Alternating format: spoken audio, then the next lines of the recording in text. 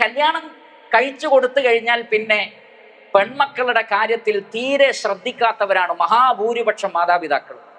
അവരുടെ വിഷമങ്ങൾ, അവരുടെ സങ്കടങ്ങൾ അവർ വില വെക്കുകയില്ല. അവരുടെ ബുദ്ധിമുട്ടുകൾ അവർ പരിഗണിക്കുന്നില്ല, പലപ്പോഴും ശ്രദ്ധിക്കുന്നില്ല. കാരണം അങ്ങനെ എന്തെങ്കിലും ഒരു വിഷയം വരികയും ചർച്ചയാവുകയും ചെയ്താൽ അത് വല്ല ത്വലാഖിലേക്കും എത്തുമോ, അങ്ങനെയായാൽ അത് നമുക്ക് നാണക്കേടല്ലേ. അങ്ങനെ മാതാപിതാക്കൾ അവരുടെ നാണക്കേട് മാത്രമാണ് പരിഗണിക്കുന്നത്. ഈ പെൺകുട്ടി അനുഭവിക്കുന്ന പ്രയാസങ്ങളെ കുറിച്ച് അവർ ചിന്തിക്കുന്നേയില്ല.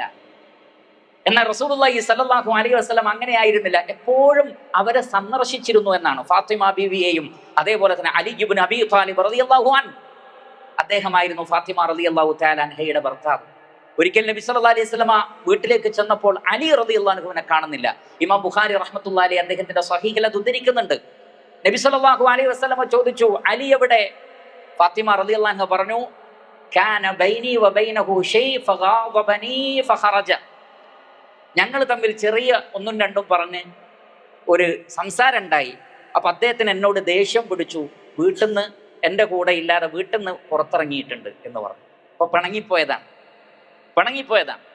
നബി സല്ലല്ലാഹു അലൈഹി വസല്ലം ഒരാളെ വിട്ടു, എവിടെയെന്നൊന്ന് നോക്കാൻ പറഞ്ഞു. നോക്കിയപ്പോൾ എവിടെയാണ്? വലിയ ദൂരമൊന്നും പോയിട്ടില്ല, മദീന പള്ളിയിൽ കിടക്കുകയാണ്. കിടക്കുമ്പോൾ തട്ടം ശരീരത്തിൽ നിന്ന് മാറിയപ്പോൾ ശരീരത്തിൽ മണ്ണ് പുരണ്ടിട്ടുണ്ട്. നബിയോട് പറഞ്ഞു, പള്ളിയിൽ